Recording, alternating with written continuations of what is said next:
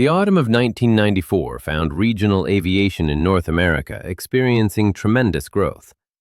The hub and spoke system pioneered by major airlines had created enormous demand for smaller aircraft to feed passengers from smaller cities to major hubs where they could connect to long-haul flights. Regional carriers operating under brands like American Eagle, Delta Connection, and United Express were expanding rapidly, adding routes and aircraft to meet this demand. The aircraft of choice for many of these operations was the ATR-72, a French-Italian turboprop design that combined efficiency, capacity, and economics in a package ideally suited for regional routes. The ATR-72 could carry up to 74 passengers, had excellent fuel economy thanks to its turboprop engines, and could operate from smaller airports with shorter runways. Avions de Transport Régional, the consortium of French Aerospatiale and Italian Air Italia that built the aircraft, had delivered hundreds of these aircraft to operators worldwide by the mid-1990s, establishing the type as one of the most successful regional airliners ever produced. The ATR-72's design reflected its origins in European aviation, where turboprops remained popular for regional routes even as jets dominated long-haul operations. The aircraft featured a high-mounted straight wing, twin turboprop engines mounted in nacelles beneath the wings, and a distinctive T-tail configuration, where the horizontal stabilizer sat atop a tall vertical fin. This design philosophy prioritized efficiency and economy, using the lower cruise speeds of turboprops to achieve fuel consumption far below comparable regional jets. The wing was relatively thin and straight, optimized for the aircraft's cruising altitude of 15 to 20,000 feet and its typical speeds of 250 to 300 knots. The control surfaces, particularly the ailerons used for roll control, were large and effective, giving the aircraft responsive handling that pilots generally praised. But this wing design, so efficient in normal conditions, harbored a vulnerability that would prove catastrophic when ice entered the equation in ways the designers and certifiers had never fully considered. Aircraft icing has challenged aviation since the earliest days of flight.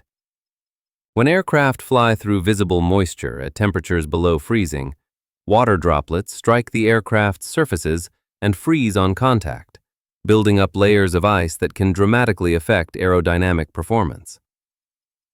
Ice accumulation on the leading edges of wings disrupts airflow, reducing lift and increasing drag. Ice on control surfaces can freeze them in position or alter their aerodynamic characteristics. Ice on engine inlets can reduce power or cause flameouts. The aviation industry has developed multiple strategies to combat icing. Heated leading edges, known as de-ice systems, periodically shed accumulated ice. Pneumatic boots that inflate and deflate to crack and remove ice. Chemical de-icing fluids that prevent ice from adhering to surfaces. And most importantly, procedures that require pilots to exit icing conditions as quickly as possible, treating ice accumulation as a serious hazard requiring immediate action. Aircraft are certified to fly in icing conditions only after demonstrating that their ice protection systems can handle specific types and rates of ice accumulation during prescribed test flights. These certification standards, developed over decades and refined through experience with numerous icing-related accidents, aim to ensure that aircraft can safely operate in the kinds of icing they're likely to encounter. But certification standards necessarily simplify the infinite complexity of real weather. The tests focus on visible icing conditions, where supercooled water droplets in clouds freeze on contact with the aircraft. The droplet sizes, liquid water content, temperature ranges, and exposure times used in certification testing represent what regulators believe encompasses the vast majority of icing encounters. What these standards didn't adequately address in the early 1990s was a particular type of icing called freezing drizzle or freezing rain, where larger droplets fall from above a cloud layer, striking aircraft at temperatures just below freezing. These larger droplets, when they hit an aircraft's surface, don't freeze immediately.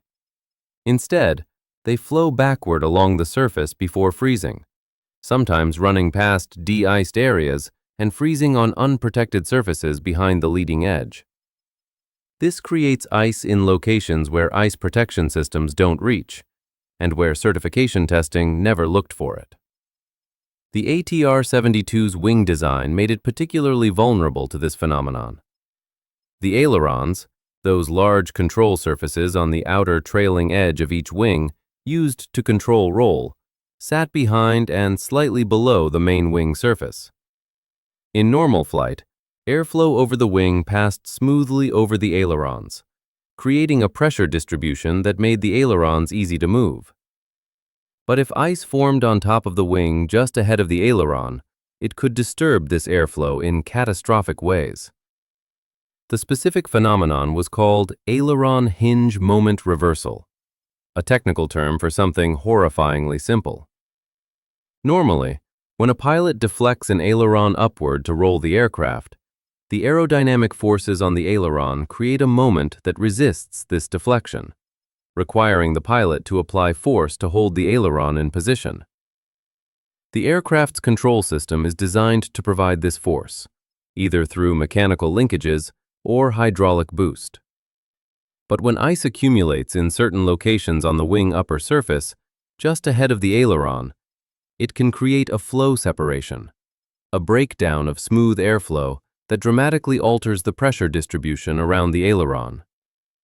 In this condition, deflecting the aileron upward creates an aerodynamic moment in the same direction as the deflection rather than opposing it. The aileron, once deflected, experiences forces that drive it further upward instead of pushing it back toward neutral. This reversal happens suddenly and with tremendous force. The pilot, who has just deflected the aileron slightly, suddenly finds the control moving far beyond their input, driven by aerodynamic forces that can overpower the control system. The result is an uncommanded full deflection aileron that rolls the aircraft violently in the direction of the hinge moment reversal. For an ATR-72 at altitude with ice in the critical location, this meant a roll rate that could flip the aircraft inverted in less than 5 seconds, far faster than any pilot could react, far too violent for recovery even if the pilots understood immediately what was happening. The truly insidious aspect of this phenomenon was that it occurred without obvious warning. The ice formation that triggered hinge moment reversal wasn't necessarily visible from the cockpit. It formed on the upper surface of the wing, behind the de-iced leading edge, in a location pilots couldn't observe. The amount of ice required was relatively small, perhaps a quarter-inch ridge in exactly the wrong location. The aircraft could be flying normally, with only modest ice accumulation visible on the windshield and leading edges, when suddenly the aerodynamic conditions would align and hinge moment reversal would occur, transforming a controllable aircraft into one rolling violently toward inverted flight, with no warning and no possibility of prevention. This characteristic had been observed in wind tunnel testing during the ATR-72's certification, but the test conditions that produced it were considered outside the icing envelope the aircraft would encounter in service. The assumption, made by both the manufacturer and certifying authorities, was that pilots would either avoid or quickly exit any conditions where such ice accumulation could occur. This assumption would prove tragically wrong. By October 1994, hints that ATR aircraft might have a serious icing problem had been accumulating for years. In 1987, an ATR-42, the smaller predecessor to the 72, experienced an uncommanded roll while flying in icing conditions over Italy. The pilots managed to recover, but the incident prompted investigation that identified the hinge moment reversal phenomenon. ATR issued a service bulletin recommending operating restrictions in freezing rain and freezing drizzle, but these restrictions weren't made mandatory, and many operators weren't aware of the specific nature of the hazard. In 1988, another ATR-42 experienced similar problems in icing conditions. In 1991, an ATR-72 operated by Wings West experienced severe roll oscillations in icing conditions, Montana, the pilots barely maintaining control. In 1994, just months before our story, an ATR-72 operated by Simmons Airlines encountered icing conditions and experienced uncommanded roll that the crew managed to control with great difficulty. Each of these incidents generated reports, investigations, and recommendations, but the pattern wasn't fully recognized, and the regulatory response remained inadequate. The Federal Aviation Administration was aware of icing concerns with ATR aircraft, but hadn't mandated operating restrictions or required additional training. The French Direction Générale de l'Aviation Civile, which had certified the aircraft, was similarly slow to act. ATR itself, while aware of the problem and conducting research, hadn't fully communicated the severity of the hazard to operators, or insisted on operational restrictions that might have prevented flight into conditions where hinge moment reversal could occur. This web of partial awareness, incomplete communication, and inadequate action set the stage for tragedy. Operators flew ATR aircraft into icing conditions without fully understanding the specific hazards.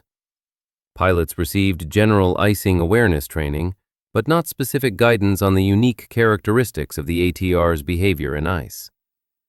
The certification standards that had approved the aircraft for flight in icing conditions hadn't tested for the specific type of icing that caused hinge moment reversal. Everyone involved had pieces of information, but nobody had assembled them into a complete picture that would have revealed how dangerous the situation was. And so, ATR aircraft continued operating throughout North America and Europe, flying through weather that included exactly the conditions where aileron hinge moment reversal could occur.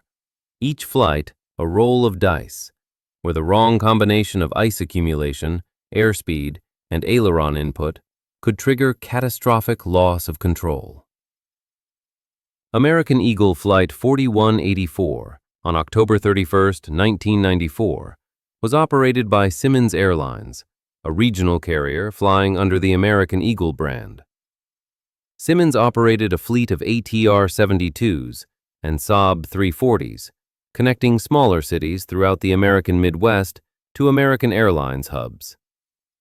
The company had a generally good safety record and employed experienced pilots who flew demanding schedules throughout the year in all kinds of weather. On this Halloween afternoon, Flight 4184 was scheduled to depart Indianapolis at 2:55 p.m. local time for the short 40-minute flight to Chicago O'Hare International Airport, one of the busiest airports in the world. The aircraft assigned to the flight was an ATR 72-212, registration November 8403, November, which we'll call November 8403 for simplicity. This aircraft had been delivered to Simmons Airlines in July 1988 and had accumulated approximately 19,000 hours of service over its 6 years of operation. It was well maintained, recently inspected, and showed no mechanical problems. Everything about the aircraft and the flight seemed routine, just another entry in the daily parade of regional flights connecting America's heartland. At the controls that afternoon were two experienced pilots who represented the professionalism typical of regional aviation. Captain Orlando Aguiar, 52 years old, had accumulated over 12,000 flight hours during his career, including about 11,200 hours in turboprop aircraft and 3,500 hours specifically in the ATR-72. Captain Aguiar had been flying for Simmons Airlines since 1992, after previous experience with other carriers.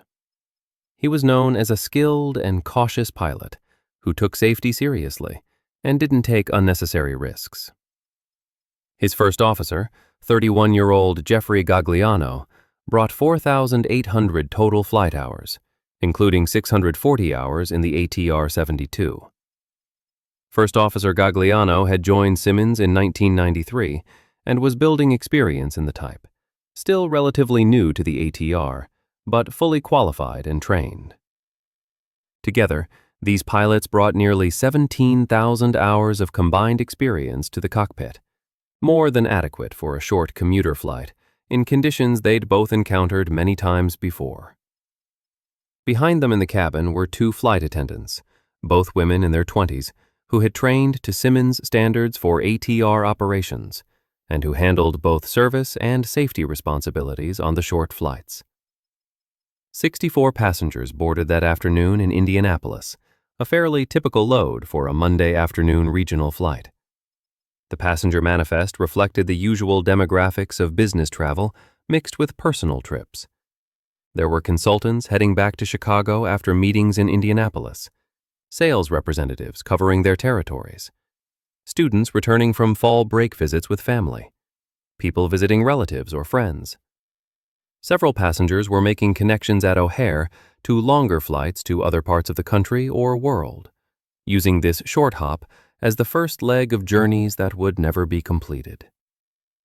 Among the passengers was a mother traveling with her 8-year-old son, families heading home together, individuals whose names meant nothing to the wider world, but everything to those who loved them. Each person boarding that afternoon carried their own private universe, their relationships and memories and hopes, their plans for what they'd do when they reached Chicago, their expectations of ordinariness that would be shattered in the next hour.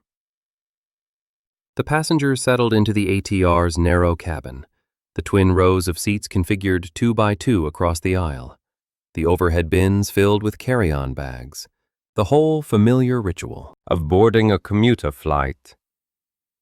The weather briefing that Captain Aguiar and First Officer Gagliano reviewed before departure showed what pilots call typical fall Great Lakes conditions. A large low-pressure system was moving across the region, bringing widespread clouds, precipitation, and below-freezing temperatures aloft. The area forecast predicted light to moderate icing in clouds and precipitation between 8,000 and 18,000 feet, conditions that were common for the region in late October and well within the ATR-72's certified operating envelope. The forecast didn't specifically mention freezing drizzle or freezing rain, and even if it had, the significance of this particular type of icing for ATR aircraft wasn't clearly understood by most pilots or dispatchers. The crew's weather briefing was thorough and professional, following standard procedures, identifying the icing conditions they might encounter, and confirming that the aircraft's de-icing systems were operational, and that adequate fuel was aboard to handle potential delays or diversions. Nothing in the briefing suggested this would be anything other than a routine flight through weather that regional pilots in the Midwest encountered regularly during fall and winter. At 2:54 p.m., just 1 minute before scheduled departure, Flight 4184 pushed back from the gate at Indianapolis.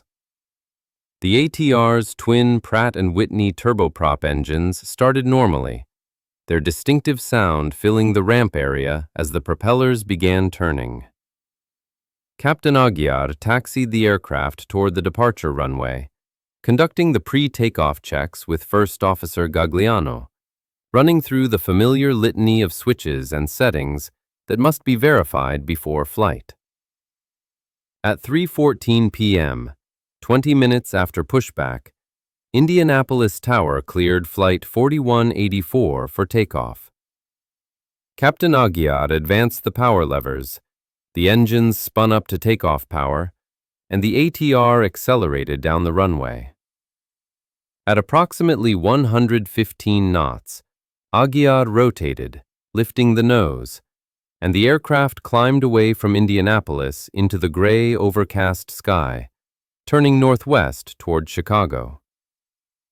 The passengers settled in for what they expected would be a brief and uneventful flight, perhaps looking out windows at the flat Indiana landscape below, perhaps reading or working, perhaps dozing, secure in the routine nature of their journey. The initial portion of the flight proceeded completely normally. Indianapolis Departure Control provided vectors and altitude assignments, guiding Flight 4184 along the route toward Chicago. The aircraft climbed to its assigned altitude, the autopilot engaged, the pilots monitoring instruments and managing the flight with the calm professionalism that comes from having performed these same tasks thousands of times. The weather conditions that the crew encountered matched the forecast: clouds and light, precipitation, temperatures below freezing, the kind of conditions that trigger the use of de-icing systems. Captain Aguiar activated the ATR's pneumatic de-ice boots, the rubber leading-edge devices that inflate to crack and shed accumulated ice, cycling them periodically as prescribed by procedures. The aircraft was accumulating some ice on the windshield and leading edges, but nothing unusual or concerning, just the normal price of flying through clouds in late autumn. The pilots would have noted the ice, would have been monitoring its accumulation, would have been prepared to request different altitudes if conditions worsened. But nothing about what they observed suggested anything dangerous or unusual was occurring. At 3:22 p.m., Indianapolis Center cleared Flight 4184 to climb to 10,000 feet, a routine altitude assignment bringing them closer to their eventual cruise altitude. The aircraft climbed smoothly through the clouds, the engines operating normally, all systems functioning as designed. At 3:30 p.m., Indianapolis Center handed the flight off to Chicago Center, the next air traffic control facility along their route, a routine transfer that occurred on every flight as aircraft moved through different sectors. First Officer Gagliano made contact with Chicago Center, reporting their altitude and receiving acknowledgement. Everything was proceeding exactly as planned, exactly as it had on thousands of previous flights. The aircraft was approaching the Chicago terminal area, still about 80 miles from O'Hare, beginning the transition from en route flight to arrival procedures.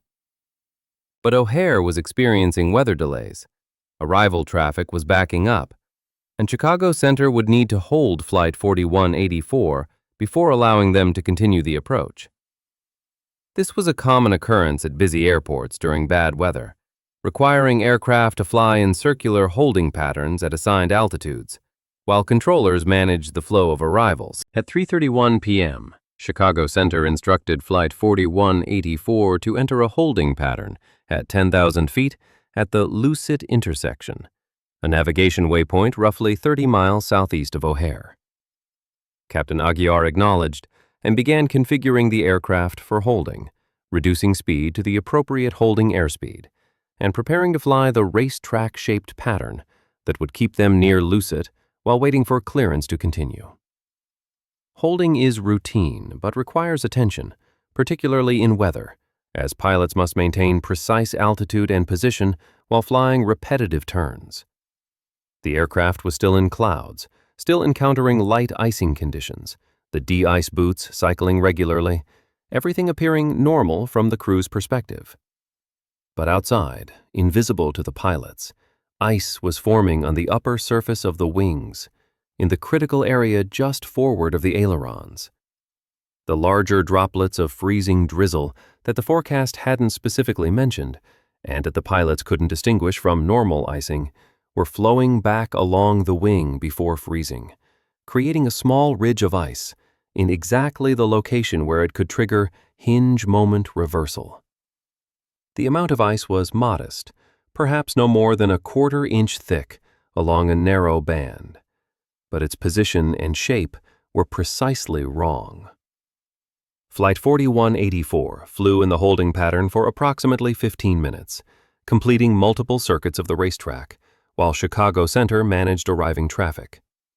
During this time, the ice accumulation on the critical area of the wings continued building.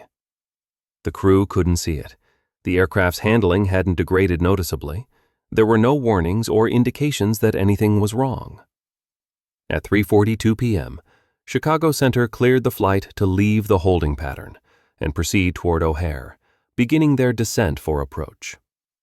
Captain Aguiar acknowledged and began configuring for the descent, his attention focused on preparing for the approach into one of the world's busiest airports, in low visibility conditions.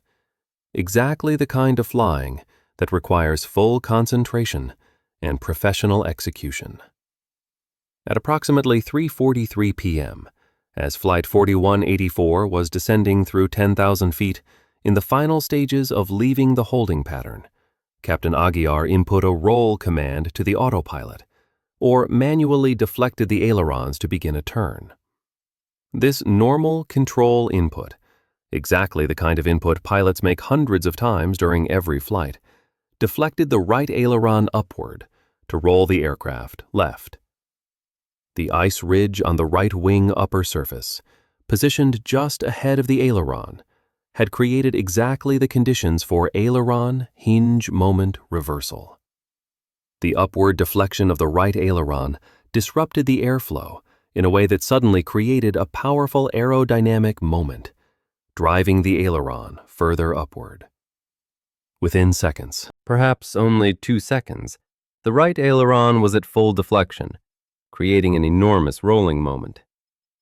The ATR-72 began rolling left at a rate exceeding 50 degrees per second, faster than any normal aircraft maneuver, faster than the pilots could process what was happening. Captain Aguiar and First Officer Gagliano, suddenly confronted with the aircraft rolling violently left, would have reacted instinctively, attempting to counter the roll with opposite aileron. But opposite aileron was exactly the wrong response in hinge moment reversal conditions. Deflecting the left aileron upward to try to roll right simply triggered hinge moment reversal on the left side, adding to the rolling moment rather than opposing it. The aircraft's roll accelerated. The nose dropped as the wings lost lift, and within seconds, the ATR was inverted, rolling through upside down and continuing past vertical in a death spiral toward the ground 6 miles below. The cockpit voice recorder captured the sounds of this catastrophe unfolding with terrible clarity. The pilot's exclamations, the sound of warning horns, the increasing noise as airspeed built during the descent, all recorded mechanically as the aircraft plunged toward Earth. There was no time for Mayday calls, no opportunity for lengthy discussion or attempts at diagnosis. Just seconds of confusion and desperate control inputs, as 2 experienced pilots fought to recover from a situation they couldn't understand and couldn't control. The aircraft entered a steep spiral dive, wings past vertical, nose pointed down, the aerodynamic forces building as airspeed increased beyond normal operating limits. At the speeds and attitudes the aircraft was experiencing, recovery would have required reducing angle of attack and rolling wings level, but the continued hinge moment reversal made such recovery impossible. The ailerons, driven to extreme deflections by the aerodynamic forces, kept the aircraft rolling, prevented any stabilization, ensured that the spiral continued tightening and accelerating. The passengers in the cabin experienced terror beyond description. The violent roll would have thrown anyone unbuckled against the cabin sidewalls or ceiling. Those still seated would have felt the crushing G-forces as the aircraft entered its spiral, the sensation of the nose dropping and the world tumbling outside the windows. The flight attendants, trained for emergencies but never for anything like this, would have been helpless to do anything except perhaps shout instructions that couldn't be followed. The noise would have been tremendous. The airframe groaning under aerodynamic loads it was never designed to handle. The engines screaming as airspeed built, warning horns and automated voices adding to the cacophony. The entire sequence from first roll to ground impact took less than a minute, less than 60 seconds, during which every person aboard knew with absolute certainty that they were about to die, and could do nothing whatsoever to prevent it. At 3:44 p.m. Eastern Standard Time, 68 seconds after the uncommanded roll began, American Eagle Flight 4184 struck a soybean field near Roselawn, Indiana, at an airspeed exceeding 400 knots and in a near vertical attitude. The impact was catastrophic beyond description. The ATR-72, weighing approximately 47,000 pounds and traveling at more than 460 miles per hour, hit the soft earth with kinetic energy equivalent to a massive explosion. The aircraft disintegrated instantly, its structure unable to withstand the impact forces that exceeded hundreds of times the force of gravity. The engines buried themselves deep in the mud. The wings and fuselage shattered into thousands of fragments. The fuel tanks ruptured, spilling jet fuel that ignited, creating a fireball that consumed everything combustible. The crater created by the impact was 40 feet wide and 8 feet deep, filled with twisted metal, soil, and the remains of 68 people whose deaths had been instantaneous at the moment of impact. The debris field spread across several acres of farmland, pieces of aircraft scattered in a rough line corresponding to the final trajectory, but the majority of wreckage was compacted into and around that central crater. The force of impact and subsequent fire were so intense that very little remained intact. There were no large recognizable sections of fuselage, no seats still connected together, nothing that looked remotely like an aircraft. Just twisted metal, shattered composites, and scorched earth, marking where Flight 4184 had ended its existence. The residents of Roselawn, a tiny town of 400 people in northwestern Indiana's flat agricultural region, heard and felt the impact. The sound was described as like thunder or an explosion, echoing across the empty fields. Those who looked toward where the sound came from saw smoke rising from Clint and Barbara Davis's soybean field just outside town. Several residents immediately called emergency services, though they didn't yet know what had happened, whether it was an industrial accident or something else. Within minutes, as emergency responders began arriving and seeing the wreckage field, the reality became clear. An aircraft had crashed, and from the complete destruction visible, there was no possibility of survivors. The initial emergency response focused on securing the scene and beginning the grim work of recovering remains. The local volunteer fire department arrived first, followed by state police, county sheriff's deputies, and eventually federal investigators. The remoteness of the crash site, located in farmland several miles from any significant roads, complicated access. Responders had to drive across muddy fields to reach the wreckage, their vehicles churning through the soft earth, the cold Halloween afternoon rain adding to the difficulty. The National Transportation Safety Board was notified immediately and dispatched a GO team to Indiana. These investigators, specialists in aircraft accidents, began arriving that evening and throughout the next day, setting up operations in nearby Rensselaer, the county seat, and beginning the methodical work of investigating the crash. The wreckage field they found presented enormous challenges. The violence of the impact and subsequent fire had destroyed much of the evidence they would normally examine.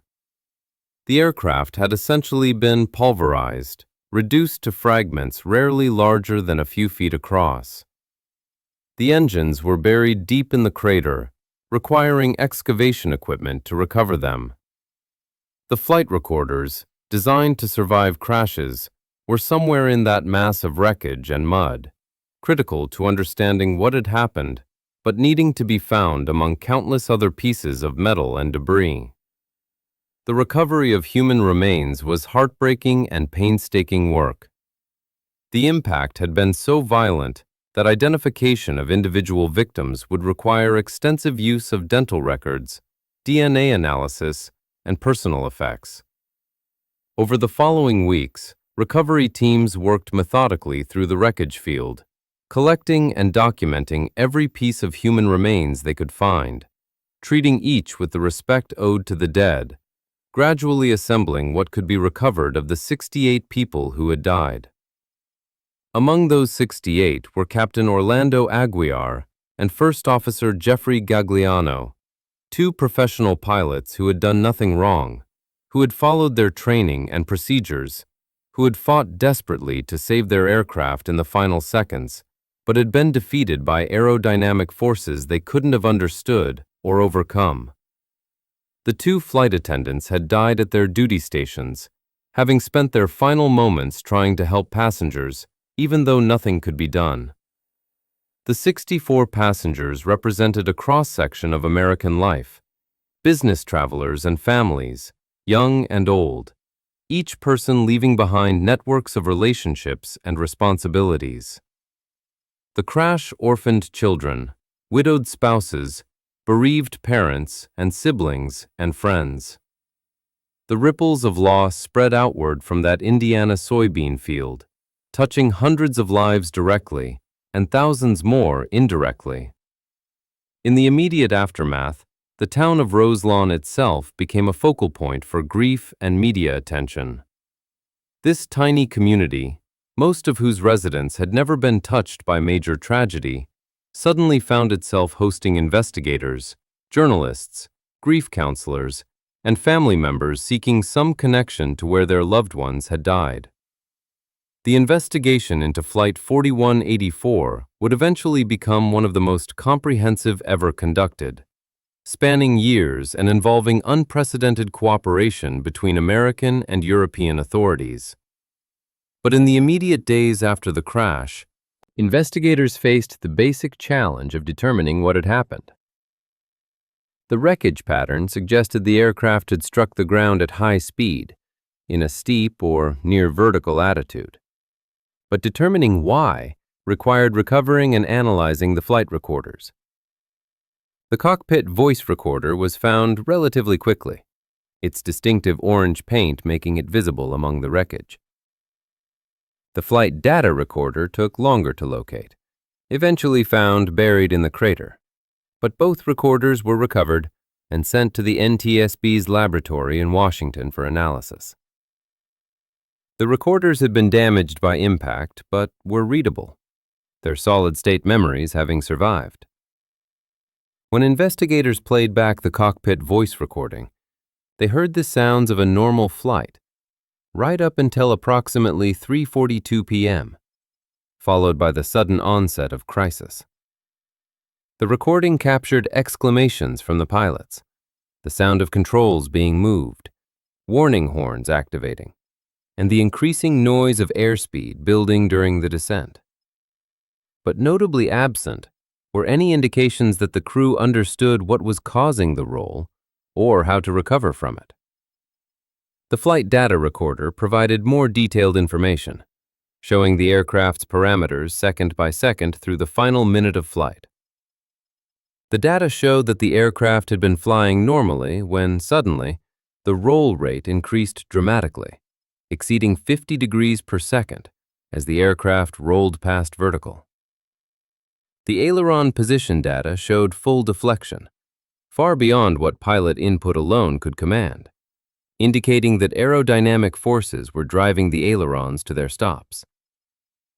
The airspeed data showed rapid acceleration as the aircraft entered its dive, reaching speeds well beyond normal operating limits before impact.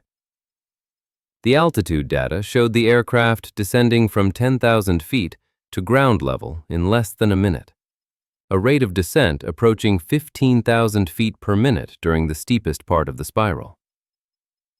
All of this data painted a picture of catastrophic loss of control.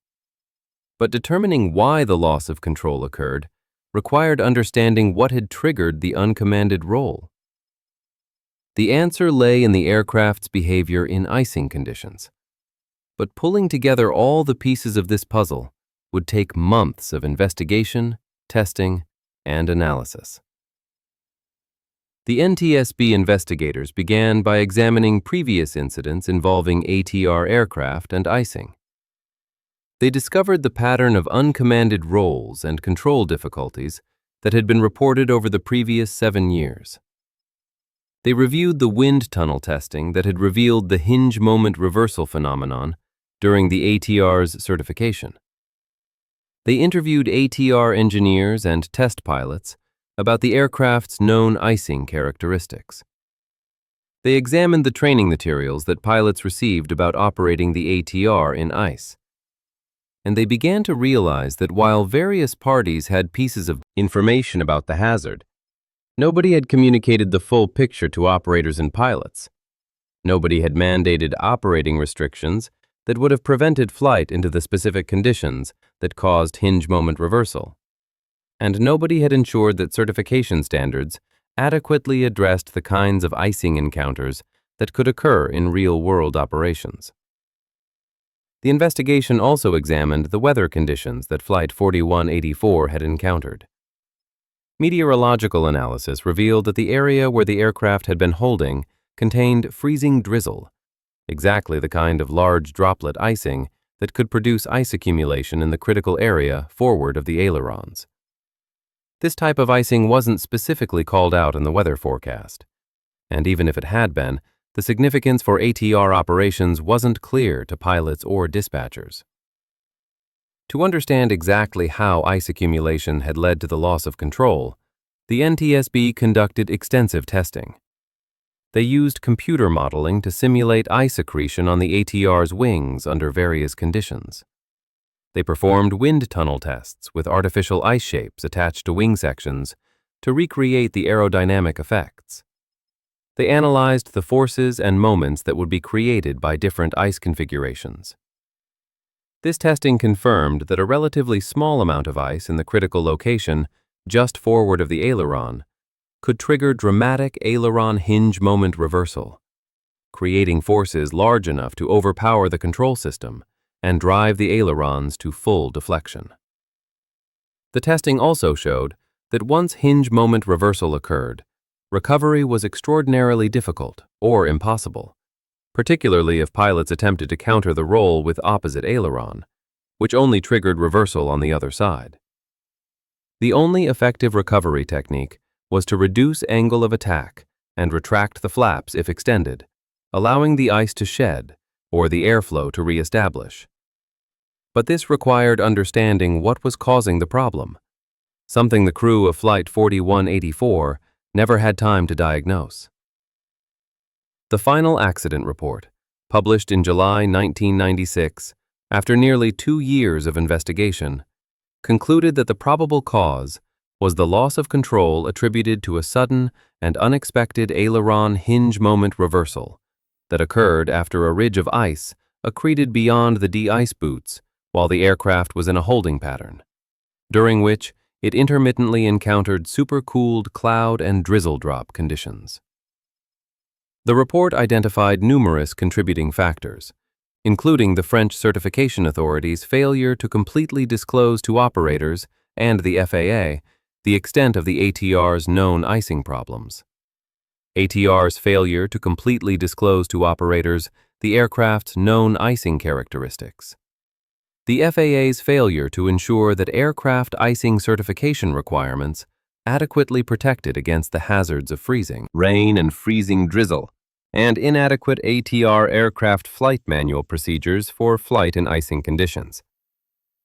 The report was blunt in its criticism, noting that information about the hinge moment reversal phenomenon had been available for years, but hadn't been effectively communicated or acted upon.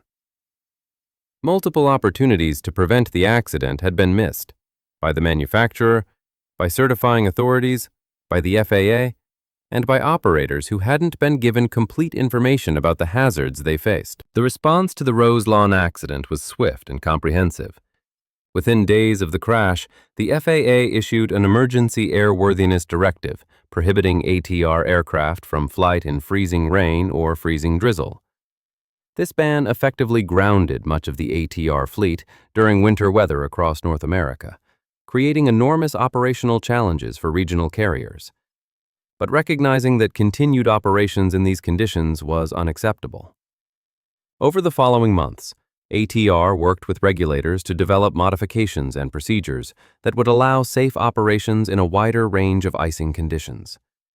These included modifications to de-ice boots to extend coverage further aft on the wings, new procedures for operating in ice, including requirements to maintain higher speeds and avoid certain configurations, enhanced training for pilots on icing hazards specific to the ATR, and improved systems for detecting when conditions were unsuitable for flight. The FAA and European authorities also began a comprehensive review of aircraft icing certification standards, recognizing that existing requirements hadn't adequately addressed the hazards of freezing rain and freezing drizzle. This review eventually led to new certification standards that required testing in a broader range of icing conditions and consideration of ice accumulation on surfaces beyond just leading edges. American Eagle and other operators of ATR aircraft implemented significant changes to their operations and training. Pilots received extensive additional training on icing hazards and ATR-specific characteristics. Dispatch procedures were modified to provide better weather information about freezing precipitation and to include stricter criteria for when ATR aircraft could be dispatched into forecast icing. The industry more broadly began paying closer attention to the specific icing characteristics of different aircraft types, recognizing that certification for flight in icing conditions didn't mean all aircraft responded to ice the same way or could safely operate in all types of icing encounters.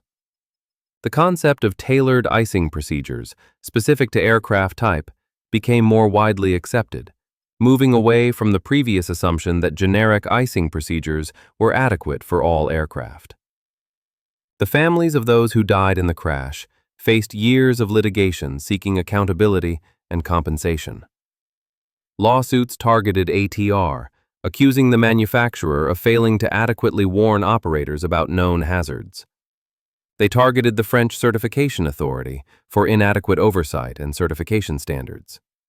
They targeted American Eagle and Simmons Airlines for operational decisions. The litigation revealed internal documents showing that various parties had been aware of the icing problems but hadn't taken adequate action, strengthening arguments that the accident was foreseeable and preventable. Eventually, settlements were reached that provided financial compensation to families, though no amount of money could restore the lives lost or heal the wounds inflicted by such sudden and terrible loss. The town of Roselawn established a memorial at the crash site, a quiet place where family members could come to remember those who died. The memorial features granite markers inscribed with the names of all 68 victims, arranged in a circle on a small plot of land near where the aircraft struck the ground. Trees were planted around the memorial, providing shade and beauty, transforming the soybean field from a place of horror into a place of remembrance. Every year, on October 31st, survivors and family members gather at the memorial for a ceremony honoring those who died, sharing memories, supporting each other through grief that never fully heals, finding some measure of comfort in community and ritual.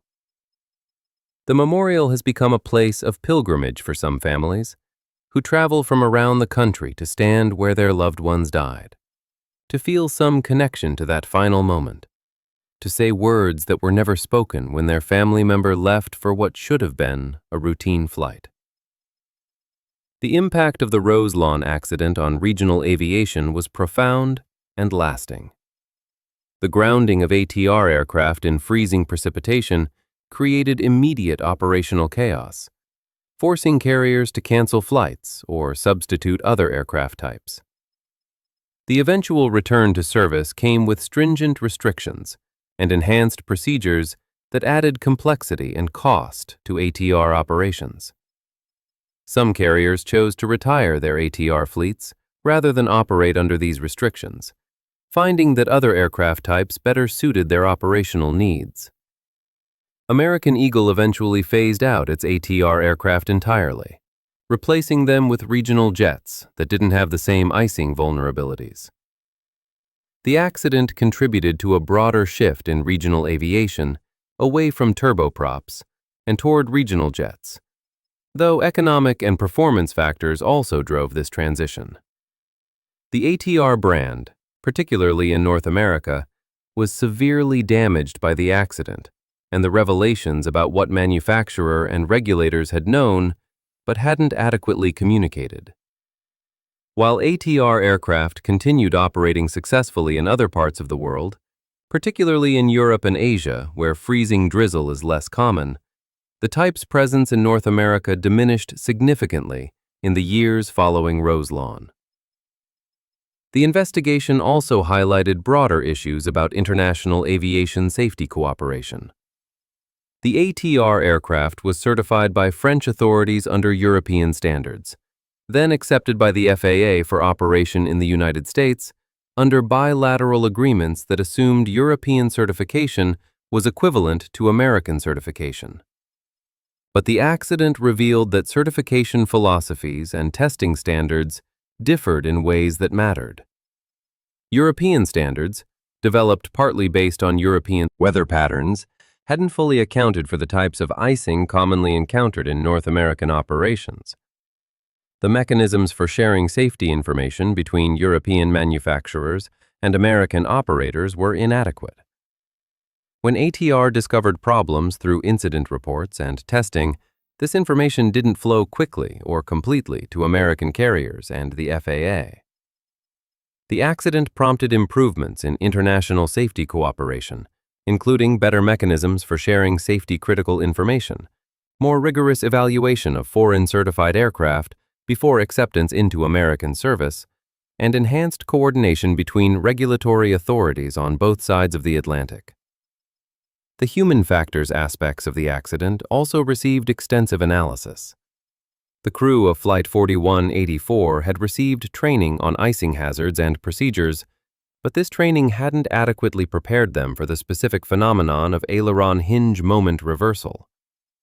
When the uncommanded roll began, they had seconds to diagnose an unprecedented situation and implement a recovery technique they'd never been taught, and probably didn't know existed. The cockpit voice recorder evidence suggested they initially tried conventional recovery techniques, applying opposite aileron to counter the roll, which in this case made the situation worse. The investigation noted that, even with perfect knowledge and immediate recognition of what was happening, recovery from the extreme upset would have been extraordinarily difficult, and possibly impossible, given the aircraft's altitude and the severity of the roll. This wasn't a case of pilot error or inadequate training in the traditional sense, but rather a situation where pilots were confronted with aircraft behavior that wasn't covered in their training, that resulted from a design characteristic that should have been addressed before the aircraft entered service, and that gave them no realistic chance of successful recovery. The broader lessons about aircraft certification that emerged from Roselawn influenced how new aircraft types are evaluated and approved. The revelation that wind tunnel testing during certification had shown the hinge moment reversal phenomenon, but that this had been dismissed as outside the expected operational envelope, prompted questions about how certification testing boundaries are determined. Should certification tests only cover conditions aircraft are expected to encounter frequently, or should they explore the edges of the envelope to understand what happens in rare but possible conditions? How should manufacturers and regulators communicate about problems discovered during testing or through service experience? What responsibility do manufacturers have to continue monitoring their products after certification and to proactively alert operators about emerging safety concerns? These questions, thrown into sharp relief by the Roselawn accident, led to enhanced post-certification monitoring requirements, stronger service difficulty reporting systems, and more rigorous standards for communicating safety-critical information to operators. The families of the victims, beyond their personal grief and their legal battles for accountability, became advocates for aviation safety improvements.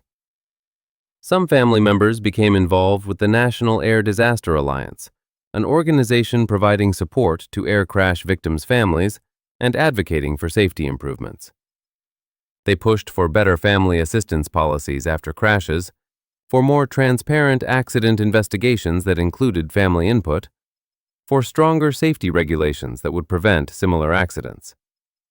Their advocacy contributed to passage of the Aviation Disaster Family Assistance Act of 1996, which mandated that airlines provide better support to victims' families after crashes and that the NTSB establish family assistance programs. This legislation, prompted partly by the experiences of Roselawn families and families from other crashes around the same period, represented recognition that aviation safety includes not just preventing accidents, but also supporting those affected when prevention fails. The law required airlines to have plans for notifying families, providing information, assisting with travel to accident sites, and respecting families' needs during the investigation and recovery process. The technical understanding of aircraft icing advanced significantly as a result of the Roselawn investigation and the testing it prompted. The concept of supercooled large droplets, or SLD, emerged as a distinct icing hazard requiring specific attention in aircraft design and certification. Prior to Roselawn, icing certification had focused primarily on conditions involving smaller droplets, typical of clouds, with less attention to the larger droplets found in freezing drizzle and freezing rain. The investigation demonstrated that these larger droplets behaved differently, flowing farther aft on aircraft surfaces before freezing, creating ice in locations where standard ice protection systems didn't reach. This understanding led to new certification standards specifically addressing SLD conditions, requiring aircraft to be tested in freezing drizzle and freezing rain, and requiring manufacturers to identify safe operating procedures for flight in these conditions, or to prohibit such flight if safe procedures couldn't be developed.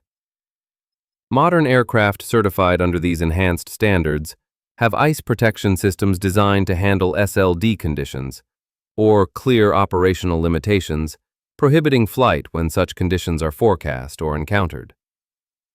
The meteorological aspects of the accident also received attention. Weather forecasting for aviation needs to identify not just general icing conditions, but specific types of icing that pose different hazards. The accident prompted improvements in how freezing drizzle, freezing rain are forecast and communicated to pilots. Enhanced weather observation systems were deployed to better detect these conditions. Pilot reporting systems were improved to capture more detailed information about icing encounters. Weather briefing formats were modified to highlight SLD conditions more prominently. All of these changes aimed to ensure that pilots had the information they needed to make informed decisions about whether to fly into forecast icing and what procedures to follow if they encountered it. The recognition that different aircraft types have different icing tolerances also led to more tailored weather briefing practices, where dispatchers and pilots consider not just whether icing is forecast, but whether the specific aircraft they're operating can safely handle the forecast conditions. For the pilots who fly turboprop aircraft, particularly those operating in regions where icing is common, the lessons of Roselawn remain central to their training and operational awareness. The accident demonstrated that ice can form in places you can't see it, that modern aircraft with sophisticated de-icing systems can still encounter icing conditions they can't safely handle, and that immediate exit from icing conditions is not just a recommendation, but a critical survival technique. Pilots learn to recognize the signs of ice accumulation beyond what de-icing systems can handle. Changes in aircraft handling, vibrations, unusual control forces, anything that suggests the aircraft isn't performing normally. They learn to be conservative in their decision-making about operating in ice, to choose altitudes and routes that minimize icing exposure, to have escape plans if conditions become worse than forecast. They learn that the weather briefing is a starting point, but that conditions can differ from forecasts, and that they must be prepared to deviate from planned routes or abort flights if actual conditions exceed what they're comfortable with. The professional pilot's mindset of constant risk assessment and conservative decision-making was reinforced by Roslawn, reminding every pilot that getting home safely matters more than staying on schedule. The accident also influenced aircraft design philosophy more broadly. The ATR's vulnerability to aileron hinge moment reversal resulted from specific design choices involving wing thickness, aileron size, and position, and control system authority. Other aircraft designs make different choices that create different characteristics and vulnerabilities. The investigation prompted aircraft manufacturers to examine their designs more carefully for conditions that might produce unexpected or dangerous behavior, even in circumstances not explicitly covered by certification standards. The concept of damage tolerance in certification, the idea that aircraft should be able to handle not just nominal conditions, but also degraded states like icing accumulation or component failures, gained stronger emphasis. Modern aircraft are designed with the understanding that things will go wrong, that ice will accumulate in unintended places, that systems will fail, and that the aircraft should remain controllable and survivable even when operating outside its ideal envelope. This philosophy reflects hard-won lessons from accidents like Roslawn that revealed how aircraft could encounter conditions their designers hadn't fully anticipated. The passage of time has not diminished the significance of American Eagle Flight 4184 in aviation safety history. The accident stands as a stark example of how multiple organizational failures can align to create tragedy. How partial awareness across multiple parties can be worse than complete ignorance, because it creates false confidence that risks are being managed. And how certification standards must continuously evolve to reflect actual operational experience rather than theoretical predictions of what aircraft might encounter. The 68 people who died that Halloween afternoon died because an aircraft manufacturer didn't fully communicate known hazards, because certifying authorities didn't adequately test for real-world conditions, because operators didn't receive complete information about the risks they faced, and because pilots weren't trained on phenomena they'd never been told about. Each of these failures was necessary for the accident to occur, and eliminating any single failure would likely have prevented the tragedy. This is the classic Swiss cheese model of accident causation, where multiple defensive layers must all fail simultaneously for disaster to result. The specific victims of Flight 4184 deserve to be remembered not as statistics, but as individuals whose lives had value and meaning beyond their role in an accident. Among them was Patience Cravens, a 63-year-old missionary returning from work in Guyana. Charles and Linda McSherry, a married couple from Pennsylvania, traveling together. Patricia Senior, a 23-year-old student. Charlene Webb, 41, and her 8-year-old son Kyle Webb, a mother and son who died together. These names and dozens more represented real people with families and friends, with histories and futures, with daily routines and long-term plans. The accident didn't just end their lives at that moment, but erased all the years they would have lived, all the experiences they would have had, all the relationships they would have formed. The ripple effects of their deaths spread through communities, workplaces, schools, churches, creating holes that couldn't be filled and losses that couldn't be calculated. For the parents who lost children in the crash, the grief was particularly unbearable. The violation of the natural order, where children should outlive parents.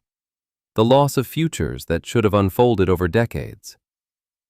For the children who lost parents, the impact shaped their entire lives, growing up with absence, making major life decisions without parental guidance, starting families of their own with grandparents who never existed. Captain Aguiar and First Officer Gagliano, the two pilots at the controls, deserve special recognition. They were professional aviators, doing their jobs competently and by the book when they encountered a situation that no training had prepared them for, and that no amount of skill could overcome. The investigation found no evidence of pilot error, no deviation from procedures, no poor judgment. They activated de-ice systems as prescribed. They complied with air traffic control instructions. They maintained proper airspeeds and configurations for holding. They did everything right, according to the knowledge available to them. When the emergency began, they fought to save the aircraft with every tool at their disposal. But the aerodynamic forces they faced were too powerful and too sudden for any recovery to be possible. They died at their duty stations, still trying to save their passengers, still working controls that could no longer control anything. The injustice of their deaths, dying while doing everything correctly, underscores how the accident resulted from systemic failures rather than individual mistakes. The two flight attendants aboard Flight 4184 also died performing their duties. Jennifer Lee, 23 years old, and Jennifer Shaw, 23 years old, had been hired by Simmons Airlines to provide service and ensure safety on regional flights. Their job description included comforting nervous passengers, serving drinks, handling minor medical situations, and preparing passengers for emergency landings.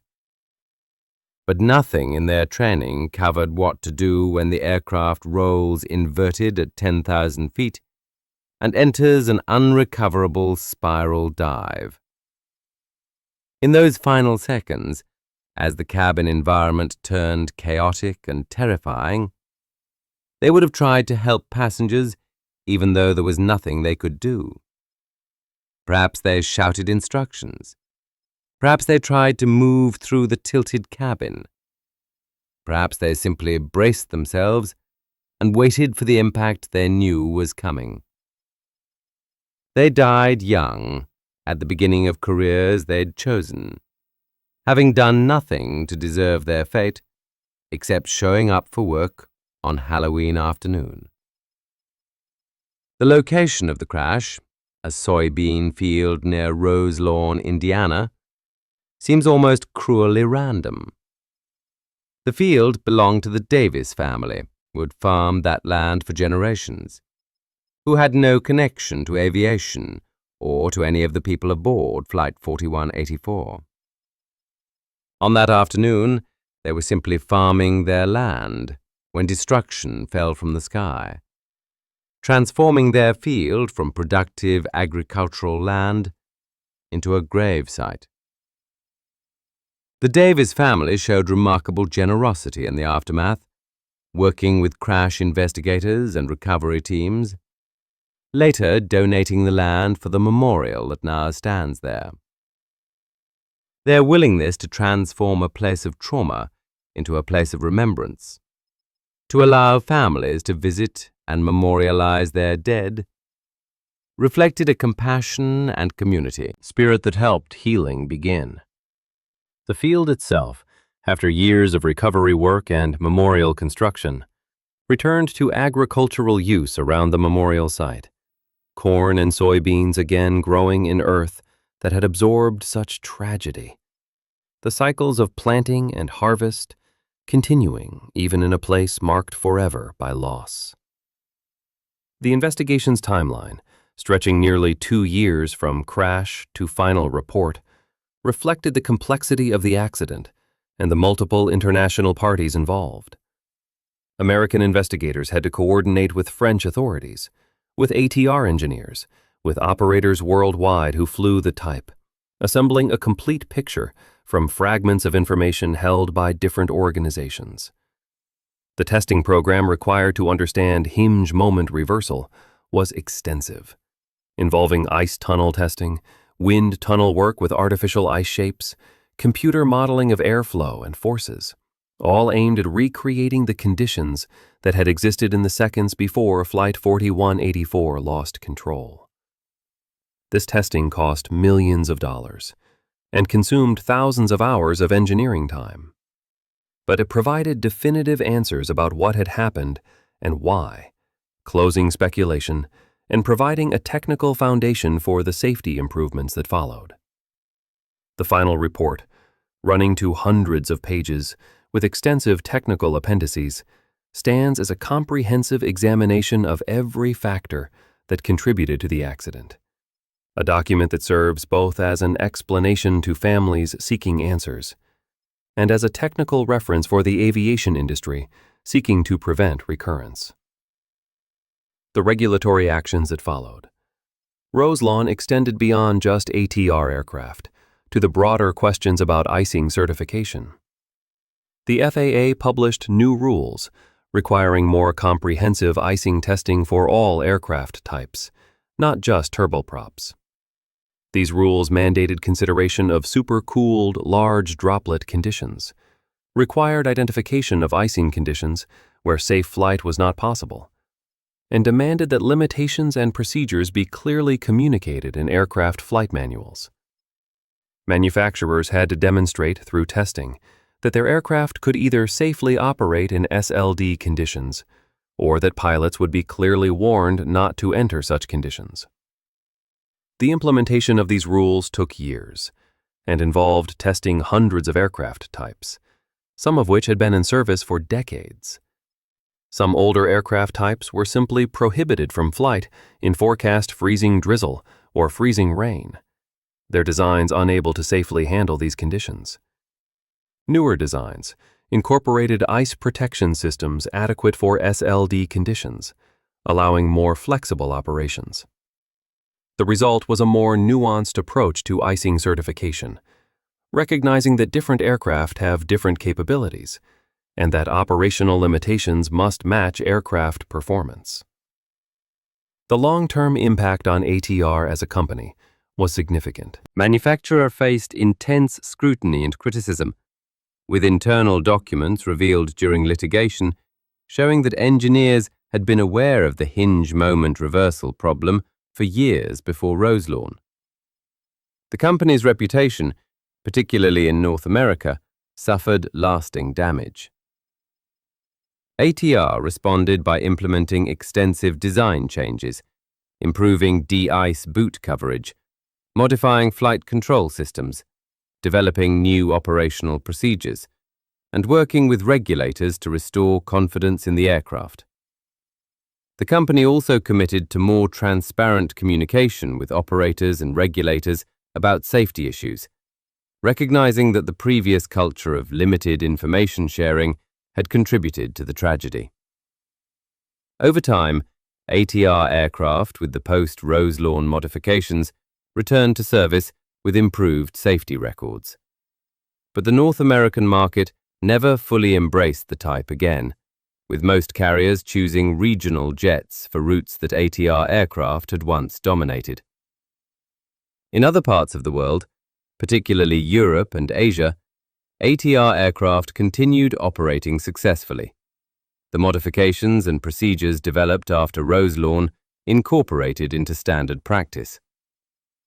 For the American aviation industry, Roselawn joined a small number of accidents that fundamentally changed how the industry operated, like the Aloha Airlines decompression that led to aging aircraft programs, like the PSA and Cerritos collisions that led to collision avoidance systems, like numerous other accidents that revealed previously unrecognized hazards. Roselawn prompted changes that made the system safer for everyone who flew. The fact that these changes came at the cost of 68 lives remains a source of frustration and sorrow, particularly for families who believe the accident was preventable and that their loved ones died unnecessarily. The investigation revealed multiple points where different decisions would have averted disaster, where better communication or more stringent certification or clearer procedures would have kept Flight 4184 safely in the air. But the industry's traditional approach to safety has always been reactive, learning from failures rather than predicting them, changing practices after accidents reveal vulnerabilities rather than proactively searching for problems before they cause disasters. This reactive philosophy has gradually given way to more proactive safety management, with programs designed to identify hazards before they cause accidents. But the transition remains incomplete, and learning from tragedy remains a primary driver of safety improvement. The family's annual memorial service at Roselawn, held every October 31st, serves multiple purposes beyond simple remembrance. It provides a community for families who share the experience of sudden loss, creating connections between people who would never have met except for tragedy. It ensures that the victims are not forgotten, that their names continue to be spoken, that their lives continue to matter beyond the statistics of an accident report. It reminds the aviation industry that safety is not just about technical improvements and regulatory compliance, but about protecting real people whose lives have value that transcends any economic or operational consideration. And it provides a physical place where grief can be expressed, where the impossibility of acceptance can be acknowledged, where families can stand on ground made sacred by loss and find some small measure of peace. The memorial has become part of Roselawn's identity, transforming the tiny town into a destination for pilgrimage and reflection, bringing visitors who come to pay respects or to learn about the accident and its lessons. The meteorological community's response to Roselawn included enhanced research into freezing drizzle and freezing rain, phenomena that had been less studied than other types of precipitation because they occur less frequently and in more limited areas. Scientists worked to understand the atmospheric conditions that produce supercooled large droplets, how these conditions differ from normal cloud icing, how they can be detected and forecast more accurately. This research led to improved weather models that better predict SLD conditions, to enhanced observing systems that can detect freezing precipitation more reliably, and to better communication protocols that ensure pilots receive timely information about hazardous icing. The research also revealed that SLD conditions, while less common than normal icing, occur more frequently than previously believed, particularly in certain geographic regions and certain atmospheric patterns. This understanding reinforced the importance of aircraft being able to handle these conditions, or having clear operational restrictions to avoid them. For aviation training programs, Roselawn became a case study in how aircraft can behave in ways that surprise even experienced pilots, how emergencies can develop faster than human reaction time, and how training must extend beyond normal procedures to include recognition of and response to unusual situations. Flight schools and airline training programs incorporated lessons about SLD icing, about recognizing conditions where ice protection systems might be inadequate, about being conservative in decision-making when weather is questionable. The accident also reinforced teachings about crew resource management, about communicating clearly during emergencies, about distributing workload effectively.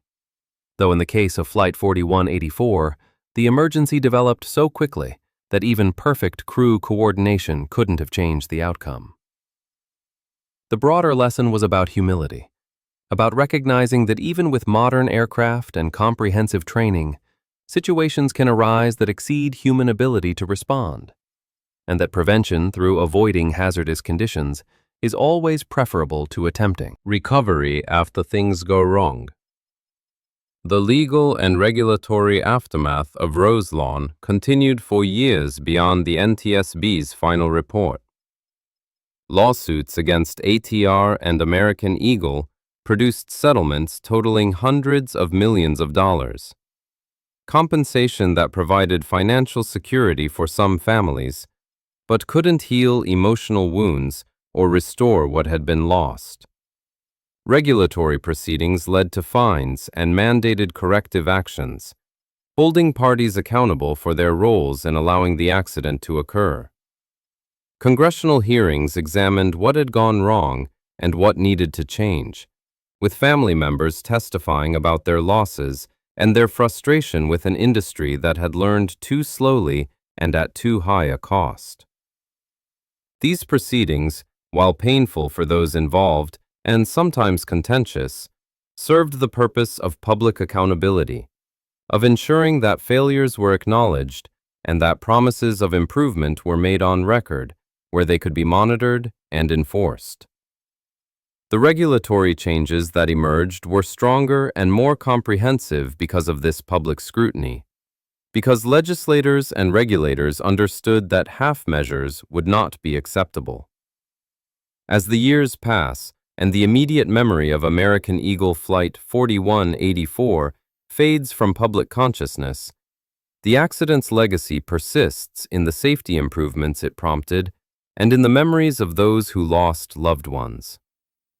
The aircraft that fly today are safer because of Roselawn, their certification more rigorous, their operational procedures better developed, their pilots better trained. The weather forecasting available to pilots is more detailed and accurate, identifying specific icing hazards that previous forecasts lumped into general categories. The regulatory framework governing international aviation cooperation is stronger, with better mechanisms for sharing safety information across borders. All of these improvements trace some portion of their existence to that Halloween afternoon in 1994, when an ATR-72 rolled inverted over Indiana and fell from the sky, when 68 people died, and when the aviation industry was forced to confront failures in design, certification, communication, and oversight that had been building for years. The simple truth at the heart of the Roselawn tragedy is that it was preventable. The hinge moment reversal phenomenon was known. The hazards of freezing drizzle and freezing rain were understood by some parties. Previous incidents had provided warnings, but this knowledge remained scattered and incomplete, held by different organizations that didn't communicate effectively, not translated into operational restrictions or pilot training that would have prevented flight into the conditions that caused the loss of control. Captain Aguiar, First Officer Gagliano, the flight attendants, and 64 passengers died because of these failures of communication and action, because the systems designed to ensure safety had gaps and weaknesses that allowed a known hazard to persist without adequate mitigation. The investigation made this clear. The final report was unambiguous in assigning responsibility, and the changes that followed addressed the specific failures that had contributed to the accident. But for the families, this knowledge provides only cold comfort. Understanding why their loved ones died doesn't bring them back, doesn't fill the empty spaces at family gatherings, doesn't answer the question of why the industry couldn't learn these lessons before tragedy made them unavoidable. The memorial at Roselawn, with its circle of granite markers bearing 68 names, stands as a permanent reminder that aviation safety is not just a technical challenge, but a human improvement. Every improvement in aircraft design, every enhancement to certification standards, every update to operational procedures exists to protect people whose lives have value beyond measure. The industry's commitment to continuous safety improvement, to learning from every accident and incident, to sharing information openly, to erring on the side of caution when questions arise, all stem from recognition that the alternative, measured in accidents like Roselawn, is unacceptable. The victims of Flight 4184 did not die in vain.